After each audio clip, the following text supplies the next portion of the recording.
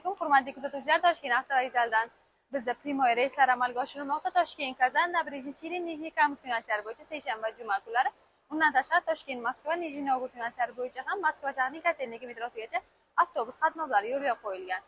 Agar sizga ham ishonchli narxlarda ishonchli biletlarimiz kerak bo'lsa yoki joylaringizni onlayn band qilmoqchi bo'lsangiz, hozirroq bizga qo'ng'iroq qilib savollaringizga batafsilroq ma'lumot olsangiz bo'ladi. Bizning avtobusimiz sharoitlari bilan tanishtirib o'tadigan bo'lsam, avtobusimizda 2 ta monitor, 2 ta kuler, zaryadchik moslamalar, qishin yozin ishlaydigan konditsionerlar, 51 ta metrdan iborat komfort avtobuslarimiz hech qanday xavf-xatarlarsiz 2-3 kunda 3 ta shofer orqali ortiqcha odamlarsiz manzilga yetib olishingiz mumkin.